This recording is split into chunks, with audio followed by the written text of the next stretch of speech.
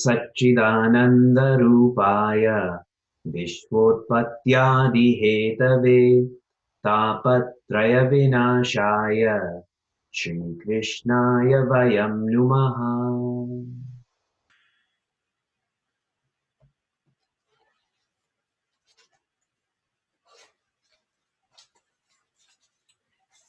जन्माद्यस्य यतोऽन्वयादितरतश्चार्थेष्वभिज्ञस्वराट् तेने ब्रह्महृदाय आदिकवये मुह्यन्ति यत्सूरयः तेजो वारिमृदां यथा विनिमयो यत्र त्रिसर्गो मृषा धाम्ना स्वेन सदा निरस्तकुहकं सत्यं परं धीमहि धर्मप्रोजितकैटवोऽत्र परमो निर्मत्सराणां सताम् वेद्यं वास्तवमत्र वस्तु शिवदं तापत्रयोन्मूलनम् श्रीमद्भागवते महामुनिकृते किं वा परेरीश्वरः सद्यो हृद्यवरुध्यतेऽत्र कृतिभिः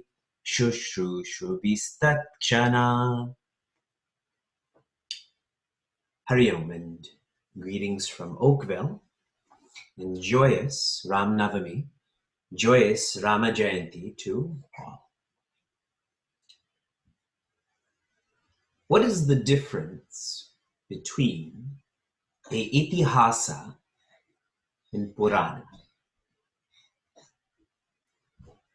A itihasa is factual. We call itihasas history. These are facts. A Purana is educational.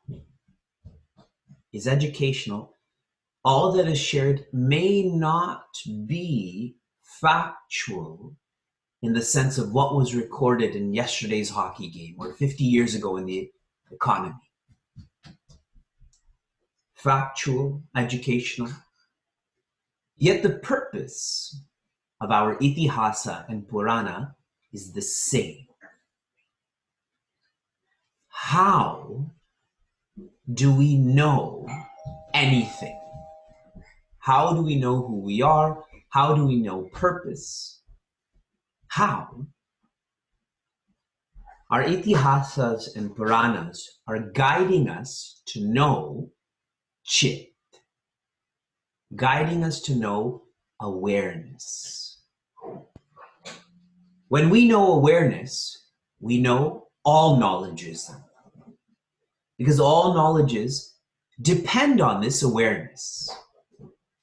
If one is unaware, one can't know any knowledge. One can't know anything. So our itihasas and Puranas are guiding us to know awareness, are guiding us to know us. And this is the most precious knowledge that guides us to the knowledge of all knowledges. As we continue our study of Srimad Bhagavatam, remember to internalize this knowledge. This is not an objective science. This is a subjective science. This is a systematic approach to loving God more than we love ourselves. Srimad Bhagavatam is to love God more than ourselves. Last week, we were thinking about what to contemplate on, the details of our contemplation, what we should understand through our study of Srimad Bhagavatam thus far, and all of our study of Vedanta. Contemplation is our trajectory. In other words, we have to learn how to contemplate. Have to. Whether it's our meditation and life course, or our Upadeshasara course, or Vedanta and Bhagavatam, all of them are teaching us of the need for contemplation. And so the best investment, the longest term investment, is readying ourselves for contemplation. In the case of Srimad Bhagavatam, there's a dying man. For all of us, we never know when we'll become that dying human. So this preparation has to happen yesterday. If it didn't happen yesterday, it has to happen today. Contemplating on Jiva, on Jagat, on Jagadishvara. An insight that we gain from our study is that there is no creation. And today we'll think about that much more.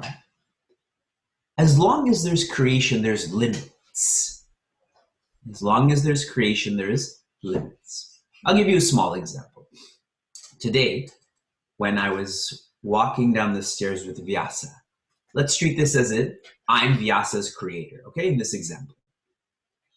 And we're walking down the stairs and he was looking around and he fell one stair, but when he fell, his mouth gently hit the stairs and he bit his lip. So he was bleeding lightly. And so he bled all over my kurta, hence my stylish blue sweater that I'm wearing right now. And my point is, you see, having a child, that creates a limit on your physical availability, on the cleanliness of your clothes, your resources. If you create a home, the same goes. If you create a center, the same goes. Bhagavan Narayana has not created anything that is not him. I use this example of Vyasa. I don't care about my kurta. What difference does it make? See, there's a oneness between my son and I, between you and your Chinmaya Mission Center. If your resources go there, very good. The center's resources, your resources, there's a oneness. But as long as there's a feeling of separation, really what's created is limits. Bhagavan Narayana is saying, I never created anything that's not me. There is only oneness. There is no limits. Now that's hard for us to absorb, keeping in mind for 20, 30, 40, 50, 60 years, we keep experiencing travel and eating and memories.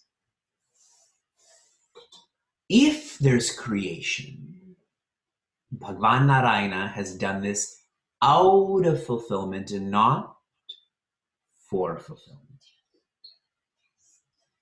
Why do some people get married? They get married for fulfillment.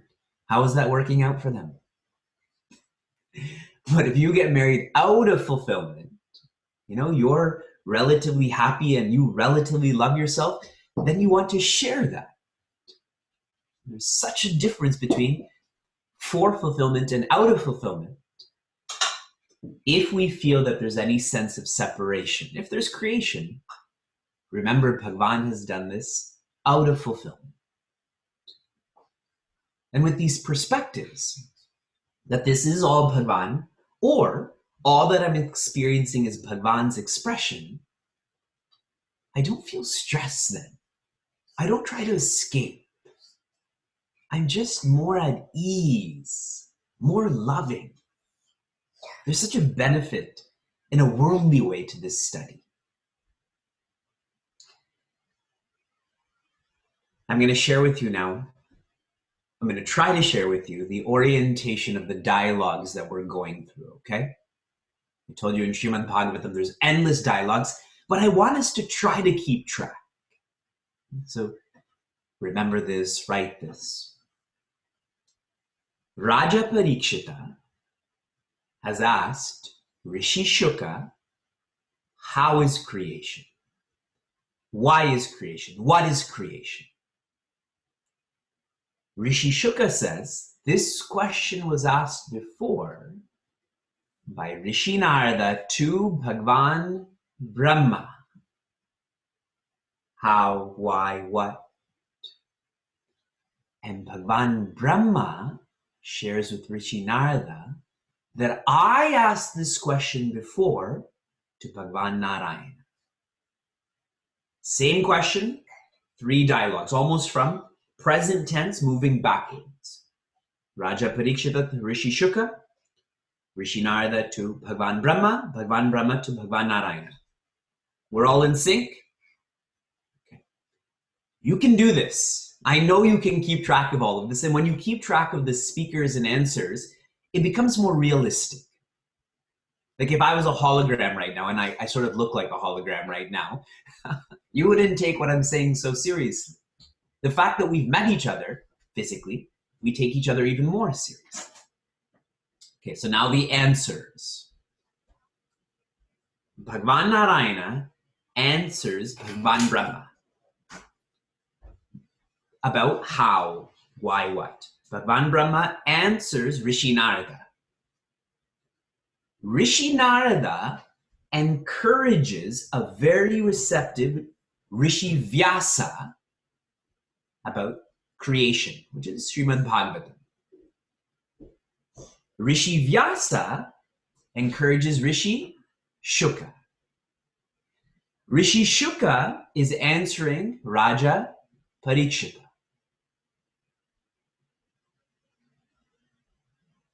Rishi Ugrashavas is answering Rishi Shaunaka. Yes? So I'll go back again. Bhagwan Narayana is answering Bhagwan Brahma. Bhagwan Brahma is answering Rishi Narada. Rishi Narada came to Rishi Vyasa and said, you're not happy because you haven't focused on bhakti. Correct? So that goes on.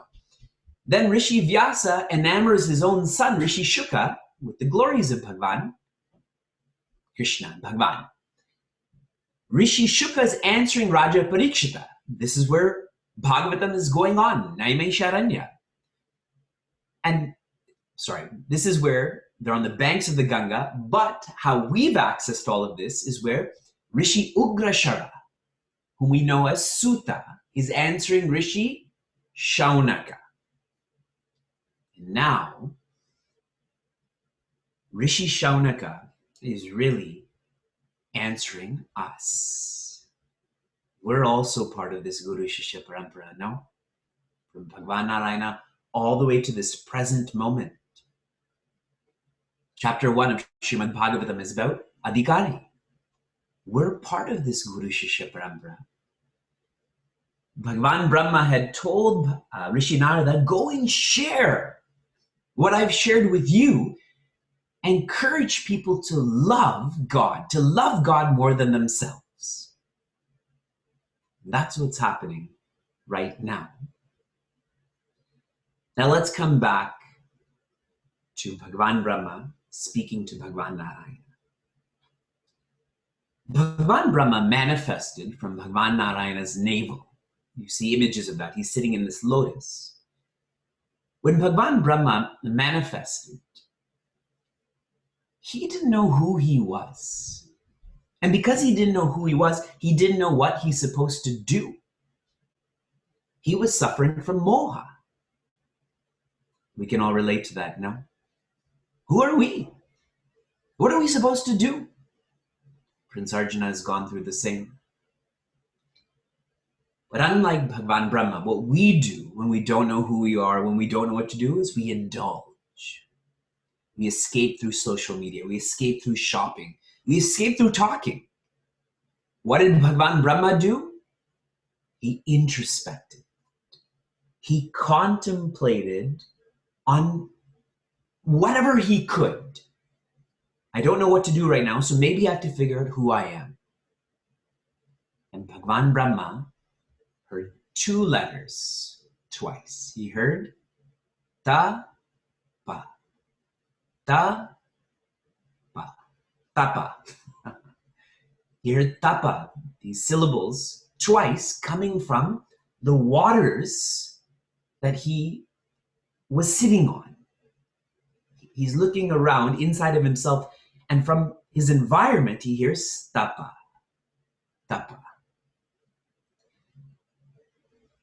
And once he hears this, he then opens his eyes, and Bhagavan Narayana is there.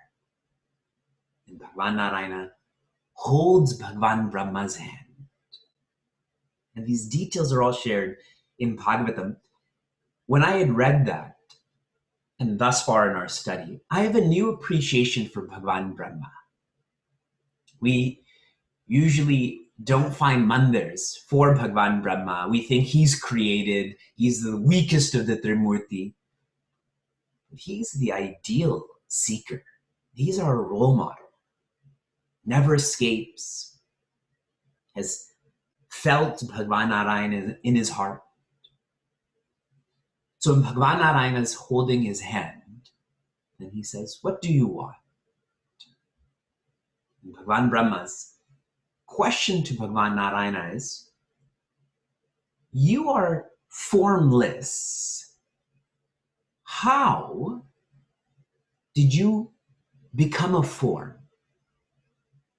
You are beyond manifestation. How have you manifested? So his question is really about how creation, what creation, why creation. Then he asks Bhagavan Narayana that I know you've created me to create. You want me to work, to be your manager. How can I do this without developing pride? How can I do this without bandha? We can relate to this totally also. We're all living our lives, we're professionals, we're volunteers. How do we do this without pride? Because the tendency is to feel, I do, I deserve. And that's the karma bandha. That's why we try to escape. I'm not going to take up this responsibility. Bhagavan Brahma, before he does any of this, he's already trying to insulate himself from this pride, from being stuck. So he asks this to Bhagavan Narayana, you are without form, now you're with form, how? Please teach me to do my work for you with humility, with efficiency. From this, Bhagavan Narayana's answer comes, which is known as Chatushloki Bhagavata. Bhagavatam that we are studying is 18,000 verses, but the original Bhagavata was only 4. So many may be thinking, let's just focus on the 4 and not the 18,000. But Swami Tejomayananda shared is, you need to study the other 17,996 shlokas to be able to relate to these 4. These 4 shlokas that we're going to study now are heavy Vedanta. So if you're feeling tamasic and sleepy right now, ask someone to slap you so that you're ready for this very precious opportunity. Okay, try to memorize these shlokas, try to note where they are. I'll read them slowly, give you a simple meaning. And then what is the application of these shlokas? We are on the 2nd skanda. We're on the 9th adhyaya, chapter 9. And I'm going to be reading with pauses, shlokas 32, 33, 34, 35. This is Chatushloki Bhagavatam. 9th chapter, verses 32 to 35. Bhagavan Brahma has asked Bhagavan Narayana these questions. Bhagavan Narayana has answered. Aham eva samevagre Nanyad yat sadasat param paschadaham yadetacha yo vashishyeta sosmyaham. Very simply, this is heavy Vedanta that requires a lot of reflection. Bhagavan Narayana says, I was there in the beginning, and I am there in the end, and only I. There is no asat, there is no sat.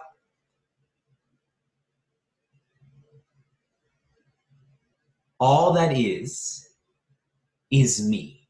All that is me is all that is. Okay? There's a lot of connection in this shloka to chapter 6 of Chandogya Upanishad, where the disciples taught by the teacher, in the beginning there is sat, in the middle there is sat, at the end there is sat, there is only sat. So, this is what is shared. What is the application of all of this? Bhagavan Narayana is sharing, I am beyond asat. Asat means that which is unmanifest.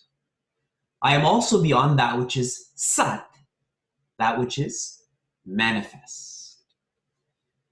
So as soon as he's saying he's beyond that which is unmanifest, we're not referring to Bhagavan anymore, we're referring to Brahman. Key word for shloka 1 is Brahman, the infinite. I am beyond effects, I am also beyond cause. This is really, I just keep using the word deep. Beyond effects I get. But if beyond cause means there are no effects. If there's a cause, there's an effect. If there's an effect, there's a cause. Being beyond effects, okay, I get that, there's a supreme, but beyond cause means there is no effect, which means there is no creation, which means you are existence, awareness, joy. You are this Brahman. There is no other, which means as long as there's otherness, there is fear. If there's no other, there should not be fear. So in our own lives, a message we get from this first shloka is to do whatever we can to be more courageous, to reach that fearlessness. All of Vedanta is contained in this one shloka. Everything you've studied in your life thus far is contained in this one message. This is like the mantra, Om Purnamadaha Purnamidam. From that came this. And the rest I'll describe next week, as in through our virtual Jnana Yajna. What would be the point of me teaching you now? Then you won't attend the virtual Jnana Yajna. But this is all of Vedanta. Next. Ritirtham yat pratiyeta na pratiyeta chatmani tad vidyādatmano mayam yatha baso yatha tamaha. Bhagavan Narayana tells Bhagavan Brahma, Maya, my Maya. My Maya means divine Maya, not created Maya like social media. My Maya causes that which is non-existent to become existent, and that which is existent to become non-existent. And you've heard this before from Swami Tejomayananda, where he says, Maya is that which makes the impossible possible. Now you have a reference from where he's getting this simple message. This is what's shared. This is all my Maya. But remember, my Maya is not absolute. My Maya comes and goes. So let's think of the application of this. That which is non-existent becomes existent. What is that for us? This multiverse. Creation. That's non-existent in the sense that there is only existence, awareness, joy. There is only Brahman. But now I feel there's this multiverse. I feel there's this home, this class. And that which is existent becomes non-existent. That's the spirit, isn't it? Someone asks you, who are you? Does anyone feel that they're the spirit? If anything, it's the intellect. That's the deepest part of me, but not the spirit. In a more Vedantic example, that which is non-existent becomes existent. The snake.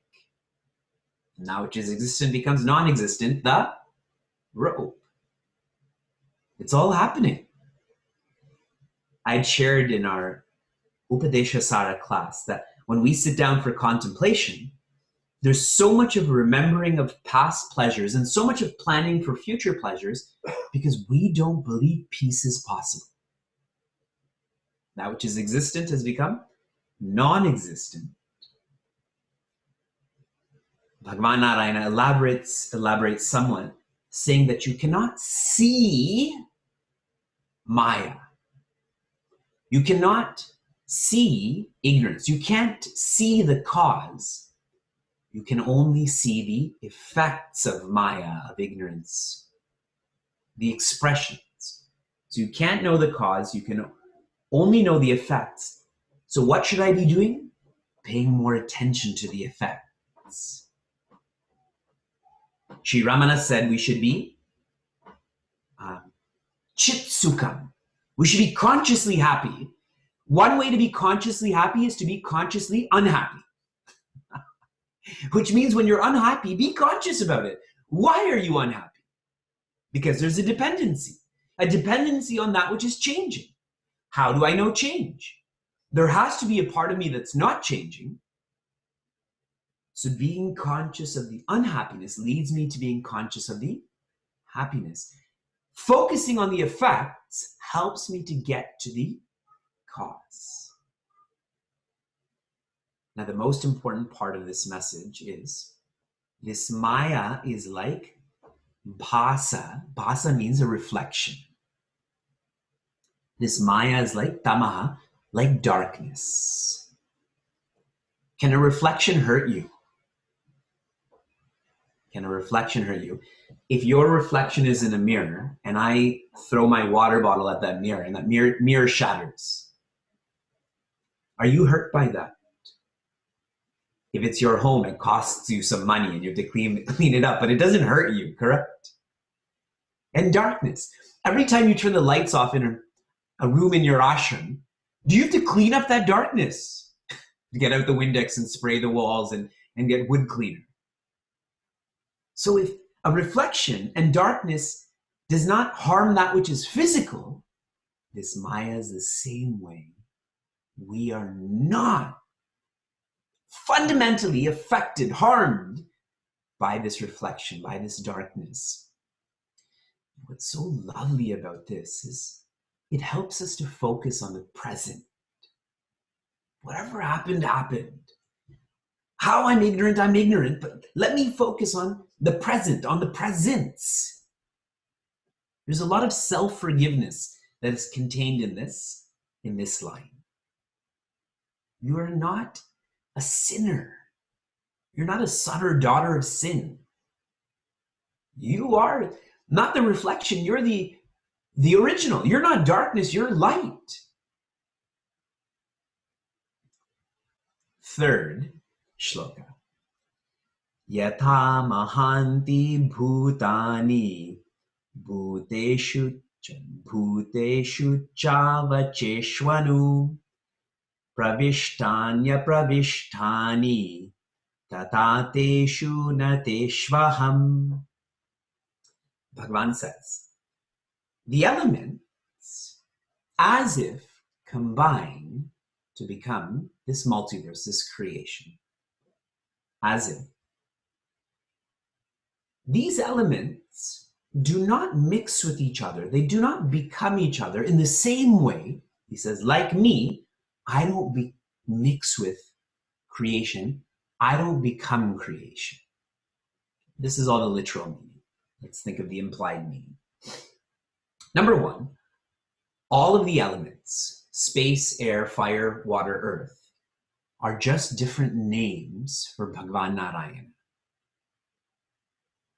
Earring, toe ring, nose ring, armlet, bracelet, etc. Those are just different names for gold. And we know it when it comes to the micro. Srimad Bhagavatam is encouraging us to think like this in the macro. So the next time you study Tattva-bodha, Vivekji, and it says there's space and air, in pencil, you put a line through that and say there's Narayana. From Narayana came Narayana. From Narayana came Narayana. They're just different names for Bhagavan Narayana.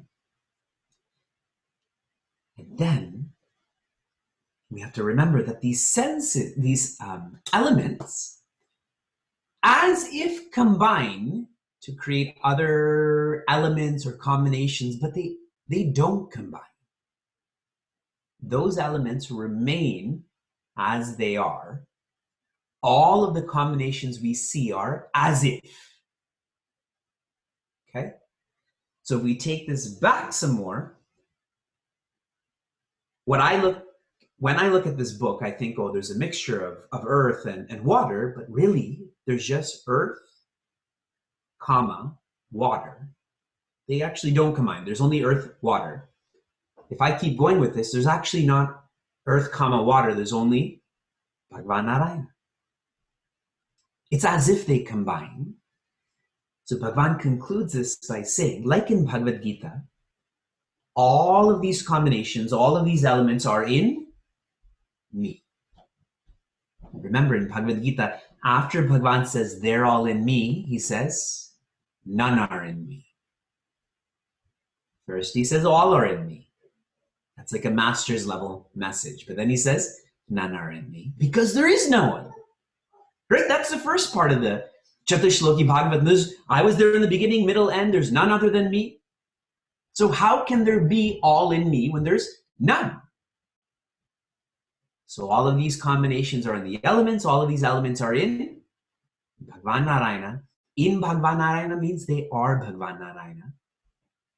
So the seat you're sitting on, your family members, your blood, is it that? Or is it that we are taking that which is non-existent and making it existent? So now the last of Chatushloki Bhagavatam. Etavadeva jignasyam chat tattva jignasunatmanaha anvaya vyatirekabhyam yat syat sarvatra sarvada. First shloka, Brahman. Second shloka, Maya. Third shloka, Srishti, creation. Fourth shloka, sadhana. If Brahman through Maya has become Srishti, how do I go back? And Bhagavan says here, for someone who's a jignasu, someone who does not want to suffer anymore, this jignasu, this curiosity, this mumukshitvam, this wanting to know should be about the tattva. Not about how to make more money, not about what vacation to go on, not about what that person said, about reality. And this happens through anvaya. Anvaya means presence. Vyatireka means absence. Sarvatra, sarvada, of all the time. So the application of all of this. Anvaya Vyatireka is a most powerful sadhana where every experience you go through, you just keep on inquiring deeper and deeper and deeper to find out when you remove this, what remains. When you remove this, what remains. When you remove this, what remains. Vyatireka, what can become absent? Anvaya, what cannot become absent. In other words, what is present. Like Sri Ramana, at the age of 16, like Rishi Shuka, is lying down on that mandir floor and he's doing his Anvaya Vyatireka. What can I give up? What can I give up? And he's able to give up everything but the spirit. You can't give up the spirit. We have to do this all the way until we reach the self, which is really the first shloka. That which was in the beginning, in the middle, in the end. You've heard me share this personal example before, and I'm going to speed it up. It's a lot of fun to describe the context of this, but for the sake of time, I'd once given very restless groups of children a handful of Legos and told them, build whatever you want. And they did. And when they had completed, I asked them to describe to me what they built. House, spaceship, gun. And then I asked them to disassemble that. House, spaceship, gun. And we debriefed. I said, what did you have in the beginning? Legos. What did you have in the middle? Did you have a house and a spaceship and a gun? Or was it just Legos? And what did you have in the end? Legos. Vyatireka, those forms and names keep coming. But the Lego, the Lego is forever. And really, out of all of the toys that kids have, which toys last the longest? Legos. All other toys can be destroyed by Legos, but no toys can destroy Legos, correct? Legos are very Vedantic, a very Vedantic toy.